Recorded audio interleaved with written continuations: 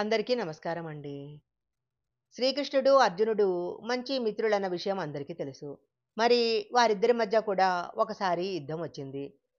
శ్రీకృష్ణుడు, అర్జునుడికి మధ్య యుద్ధం జరగటానికి కారణం ఏంటి? యుద్ధంలో ఎవరు గెలిచారు? యుద్ధానికి కారణం ఏంటి? అన్న విషయాలను ఇప్పుడు మనం తెలుసుకుందాము. శ్రీ మహావిష్ణువు యొక్క దశావతారాలలో శ్రీకృష్ణావతారం కూడా ఒకటి. శ్రీకృష్ణుడు అంటే సాక్షాత్తు మహావిష్ణువు యొక్క స్వరూపము. చాలా శక్తివంతమైన ప్రజల కోరికలు తీర్చే దైవంగా కృష్ణుడు పూజలు అందుకుంటున్నాడు. అలాగే మహాభారతంలో అర్జునుడు చాలా శక్తివంతమైన యోధుడు.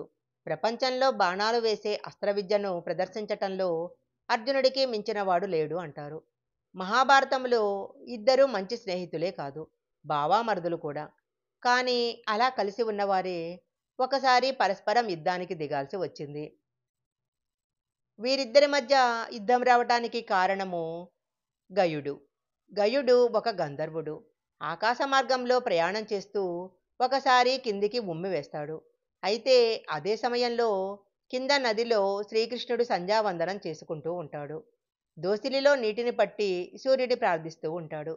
అదే సమయంలో గయుడు ఉమ్మి వేసేసరికి అది నేరుగా వచ్చి కృష్ణుడి దోసిలిలో పడుతుంది. దీంతో శ్రీకృష్ణుడు ఆగ్రహం చెంది గయుడిని చంపేస్తానని ప్రతిజ్ఞ పూనుతాడు. ఇది తెలుసుకున్న గయుడు గజగజ వణుకుతాడు. గయుడు తనను రక్షించమని బ్రహ్మలోకానికి, విష్ణులోకానికి, పరమేశ్వరుని దగ్గరికి వెళ్ళి అడుగుతాడు. అయినా వాళ్ళెవరూ కూడా శ్రీకృష్ణుడి నుంచి తాము రక్షించలేమని చెప్తారు. విచారంగా కూర్చొని ఉన్న గయుడి దగ్గరికి నారదుడు వచ్చి అర్జునుడి దగ్గరకు వెళ్ళి ముందు శరణు కోరమని, తరువాత కృష్ణుడి పేరు చెప్పమని అంటాడు. గయుడు నారదుడు చెప్పినట్లే చేస్తాడు. మొదట అర్జునుడి దగ్గరకు వెళ్ళి శరణు కోరతాడు. అర్జునుడు శరణిచ్చిన తరువాత తనను శ్రీకృష్ణుడు చంపుతానని ప్రతిజ్ఞ పూనిన విషయం చెప్తాడు. తనను కాపాడమని అర్జునుడిని వేడుకుంటాడు. దీంతో అర్జునుడు ముందు చాలా విస్తుపోతాడు.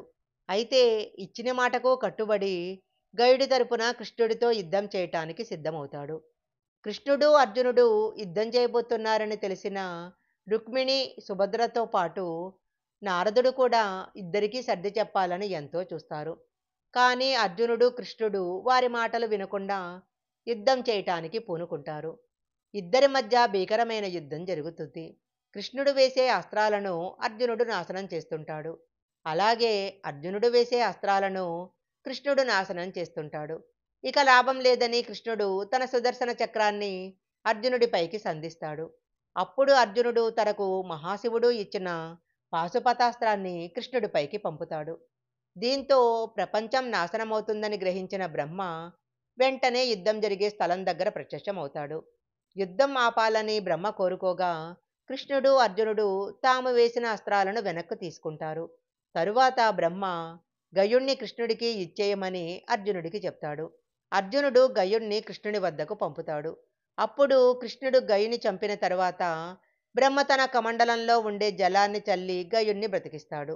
దీంతో అటు కృష్ణుడు, ఇటు అర్జునుడు ఇద్దరి ప్రతిజ్ఞలు నెరవేరుతాయి. అయితే ఆ ఇద్దరి మధ్య జరిగిన యుద్ధాన్ని మనం నిత్య జీవితంలో కూడా అన్వయించుకోవచ్చు. ప్రపంచంలో ఉన్న ప్రతి మనిషికి ఒక అభిప్రాయం ఉంటుంది. అందుకు అనుగుణంగానే ఏ మనిషి అయినా ముందుకు వెళ్తాడు. అలాంటి సమయంలో ఒక్కొక్కసారి ఎవరికైనా తాము ప్రేమించే లేదా తమకు దగ్గరైన వారికి వ్యతిరేకంగా ముందుకు సాగాల్సి వస్తుంది. అలాంటప్పుడు ఎవరైనా తమకు తోచిన రీతిలో ఏది కరెక్ట్ అనుకుంటే దాని వైపు ముందుకు వెళ్ళాలి. తమ కుటుంబ సభ్యులు అడ్డుగా వచ్చినా సరే తామనుకున్న అంశం వైపే నిలబడాలి. ఇదే విషయాన్ని శ్రీకృష్ణార్జునుల యుద్ధం మనకు తెలుపుతుంది. ఇక కృష్ణుడు మహాభారత యుద్ధానికి సన్నాహకంగా కూడా అర్జునుడితో ఎలా యుద్ధం చేశాడని పురాణాలలో చెప్పటం జరిగింది. ఈ వీడియో కనుక మీకు నచ్చినట్లయితే లైక్ చేయండి, షేర్ చేయండి. ఇలాంటి మరిన్ని వీడియోల కోసం మా ఛానల్ సబ్స్క్రైబ్ చేసుకోండి. పక్కనే ఉన్న బెల్ ఐకాన్ యాక్టివేషన్ చేసుకుంటే మేము పెట్టే వీడియోలన్నీ కూడా ముందుగానే నోటిఫికేషన్గా వస్తాయి. మరొక మంచి వీడియోతో మళ్ళీ కలుసుకుందాం.